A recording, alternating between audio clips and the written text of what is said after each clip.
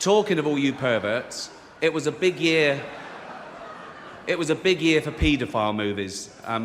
Surviving R. Kelly, Leaving Neverland, Two Popes. Shut up. Shut up. I don't care. I don't care. You probably know me as the creator of The Office. No, you don't, do you? You think Steve Carell did it all? Oh, he's brilliant, isn't he, Steve Carell? He's amazing as the bumbling office manager. Where does he get his ideas from?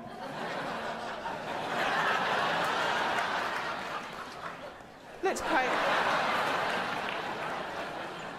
pay him hundreds of millions of dollars and put him in every movie. If you can't be bothered to go to the cinema to see Steve in action, then just watch him every Thursday here on NBC.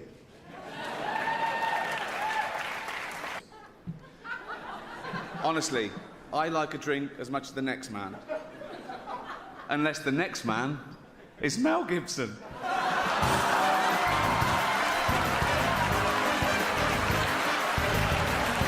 Our first presenter is beautiful, talented, and Jewish, apparently. Mel Gibson told me that. He's obsessed. Please welcome Scarlett Johansson. You could binge watch the entire first season of Afterlife instead of watching this show. That's a show about a man who wants to kill himself because his wife dies of cancer, and it's still more fun than this, okay? Spoiler alert, season 2 is on the way, so in the end, he obviously didn't kill himself, just like Jeffrey Epstein. Shut up. I know he's your friend, but I don't care.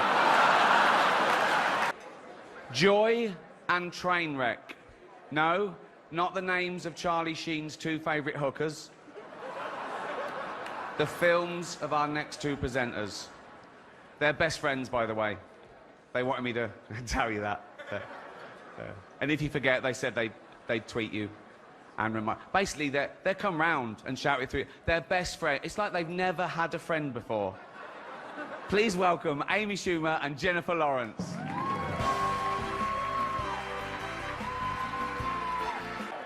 At least Jeffrey Tambor did it in a dress. What a year he's had. Oh, what an actor, what a role. No, it's... Every day, he has to put on all the women's clothes and the hair and makeup and let people film it. That takes balls. So, I don't know how he does it. I really don't. I've seen his balls. They're huge and long. I don't know if he tucks them in the bra or does that thing when you push them out the back and let them hang out like a bulldog. No one knows. I love Jeffrey Tambor. I don't know if that's because he's such a great actor or because he reminds me of my nan. Let's get on with it before NBC replace me with Jay Leno.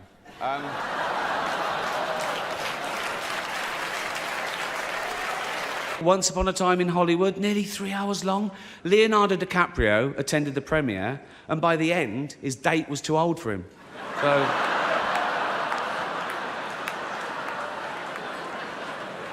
On a serious note, just looking at all the faces here reminds me of some of the great work that's been done this year by cosmetic surgeons. Talking of The Walking Dead, congratulations to Hugh Hefner,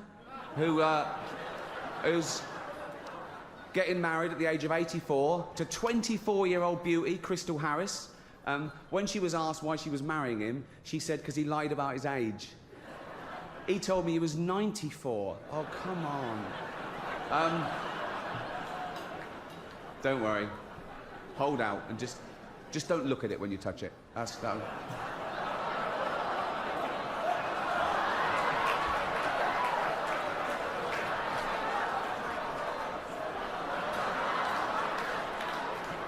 Our next presenters are 2 of the funniest people in America. She stole the show on Saturday Night Live, then went on to create, write and star in her own show, 30 Rock. He was a jobbing actor, career not going that well if I'm being totally honest, who got his big break when I cast him in a remake of a show that I created called The Office. He's now leaving that show and killing a cash cow for both of us. Please welcome the wonderful Tina Fey and the ungrateful Steve Carell.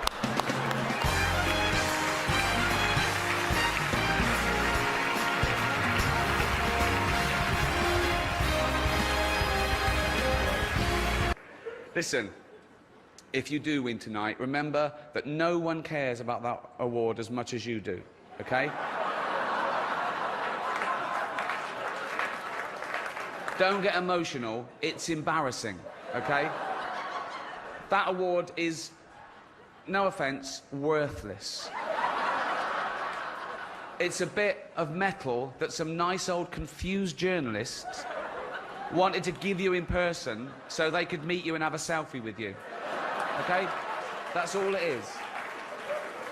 I've got three Golden Globes myself, so I can say one's a doorstop, one I used to hit burglars with, and one I keep by the bed to, doesn't matter why, it's mine. It's mine. It's mine. I won it fair and square. It's just the right shape and size. It's nothing... Yeah, so to be clear, that was a joke about me shoving Golden Globes that I've won up my arse. The next presenter is an award-winning actress with special powers. In Die Another Day, she used her powers of seduction to win over James Bond. In X-Men, she used her powers to control the elements. In Catwoman, she used the power of being able to wash herself all over. And she's the paw for behind the ear. It's brilliant. Please welcome the very clean Halle Berry. A few years ago, on this show, I made a joke about Mel Gibson getting a bit drunk and saying a few unsavoury things. We've all done it. I wasn't judging him, but now I find myself in the awkward position of having to introduce him again. Listen, I'm sure it's embarrassing for both of us, okay? And I blame NBC for this terrible situation. Mel blames... We know who Mel blames.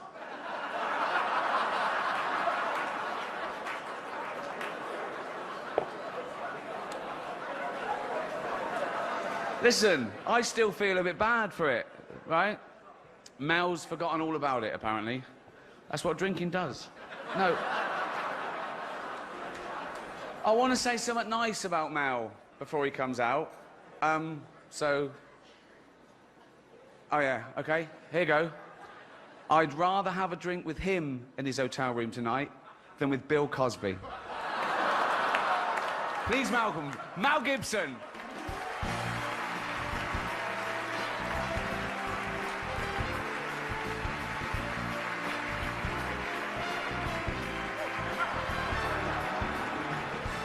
Yeah.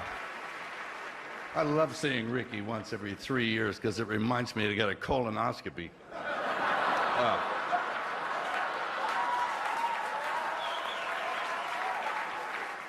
Yeah.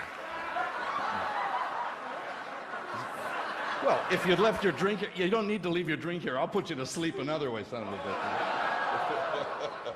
Listen. Yes. Can I ask you a question? Go ahead. I think we all want the answer to this. Mm-hmm.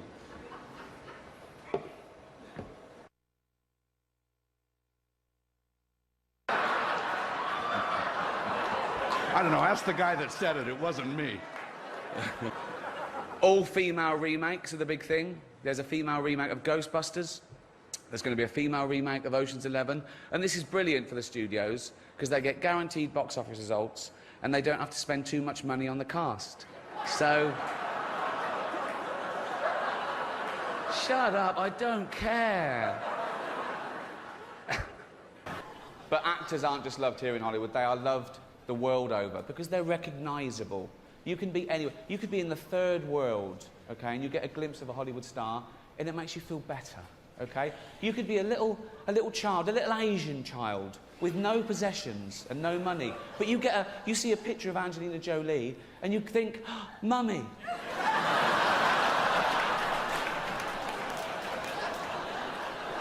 If you win, right, come up, accept your little award, thank your agent and your God, and off, okay? Our next presenter is an actress who is both beautiful and talented. Born in England, she came to America and has taken Hollywood by storm. The star of the nominated movie The Danish Girl, please... It's a dude. Eddie Redmayne.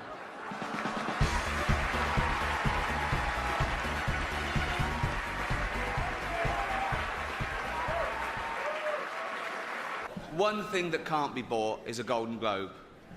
Officially.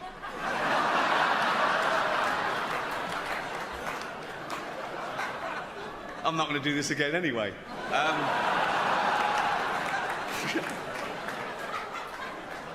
But if you were to buy one, the man to see would be Philip Burke.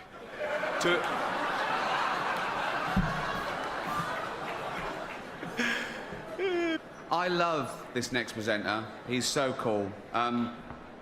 He's the star of Iron Man, Two Girls and a Guy, Wonder Boys.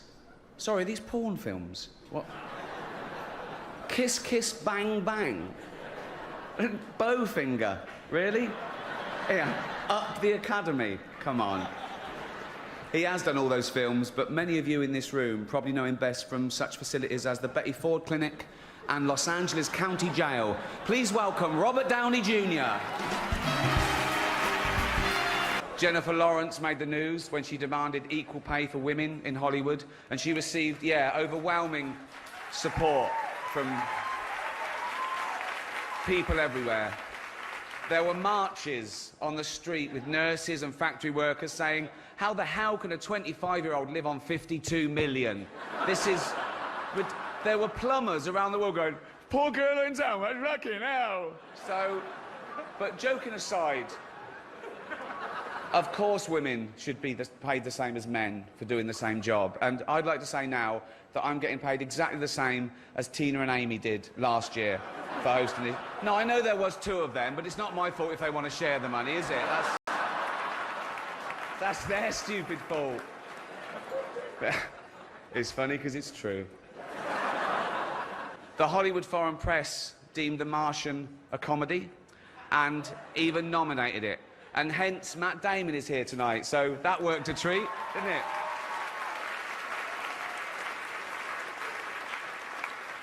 To be fair, The Martian was a lot funnier than Pixels. But then again, so was Schindler's List.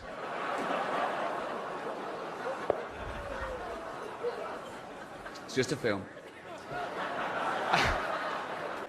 What can I say about our next two presenters? The first is an actor, producer, writer and director whose movies have grossed over $3.5 billion at the box office.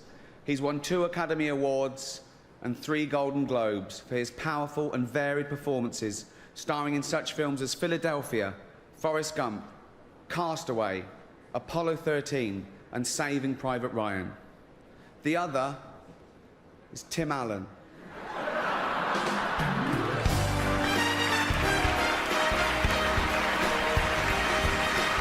It was a big year for 3D movies. Toy Story, Despicable Me, Tron. Seems like everything this year was three-dimensional. Except the characters in The Tourist. I feel bad about that joke. No, I'll tell you why. I'm jumping on the bandwagon, because I haven't even seen The Tourist. Who has? But no, it must be good, because it's nominated. So shut up, okay? And I'd like to quash this ridiculous rumour going around that the only reason The Tourist was nominated was so the Hollywood Foreign Press could hang out with Johnny Depp and Angelina Jolie. That is rubbish. That is not the only reason. They also accepted bribes.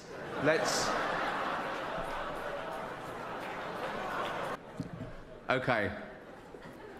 You know our next presenter from such films as Hudson Hawk, Look Who's Talking, Mercury Rising, Colour of Night, Fifth Element, Heart's War. Please welcome Ashton Kutcher's dad, Bruce Willis. There were a lot of big films that didn't get nominated this year. Nothing for Sex and the City 2. No, I was sure the Golden Globe for special effects would go to the team that airbrushed that poster. What? Great job. Girls, we know how old you are.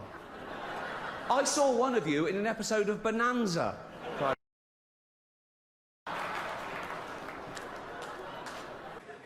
next presenter is the star of the hilarious comedy The Martian.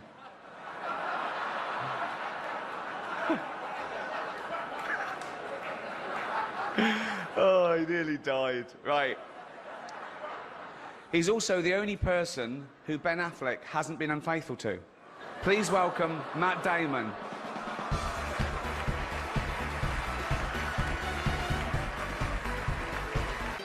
Shut up, you disgusting, pill-popping, sexual deviant scum.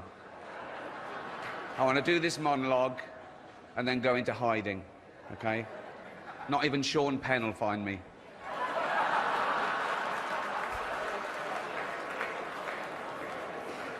Snitch. It's going to be a night of partying and heavy drinking. Or as Charlie Sheen calls it, breakfast. Wow. Whoa. So, let's get this straight. What he did was, he picked up a porn star, paid her to have dinner with him, introduced her to his ex-wife, as you do, went to a hotel, got drunk, got naked, trashed the place while she was locked in a cupboard. And that was a Monday. What did he do New Year's Eve? The Golden Globes is shown all over the world. It is oblivious to colour or creed. It doesn't just celebrate talent, it celebrates difference. It crushes prejudice and stereotype. One stereotype I hate is that all Irishmen are just drunk, sweary hellraisers. Please welcome Colin Farrell.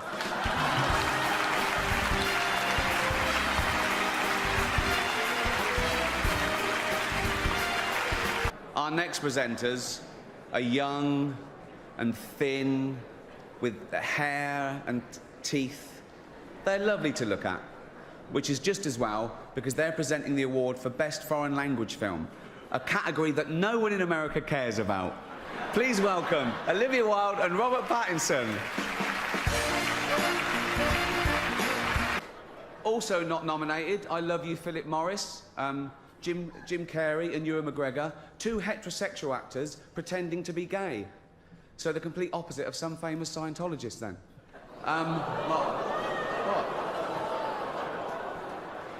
Probably. My lawyers helped me with the wording of that joke. They're not here. Okay. When Brad and Angelina see our next two adorable...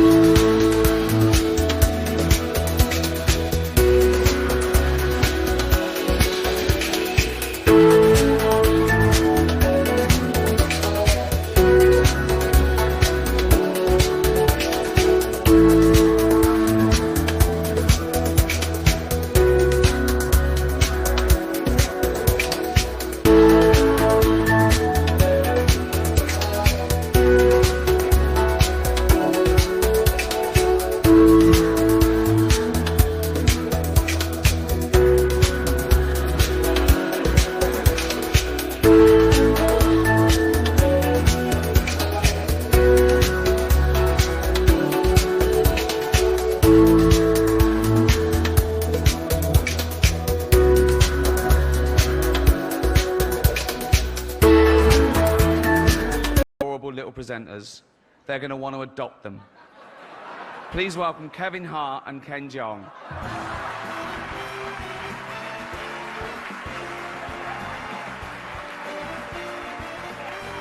Now Caitlyn Jenner, of course. What a year she's had.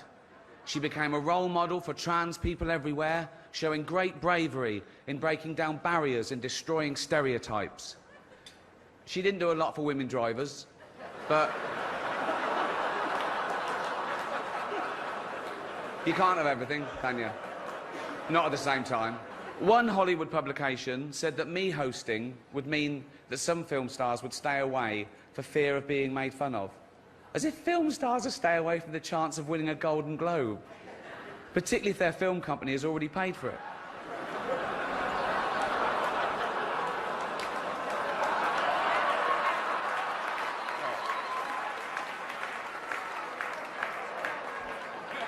What's with all the divorces? What's going on? I mean, Arnold and Maria, J-Lo and Mark Anthony, Ashton and Demi, Kim Kardashian and some guy no one will ever remember. He wasn't around long. 72 days. A marriage that lasted 72 days.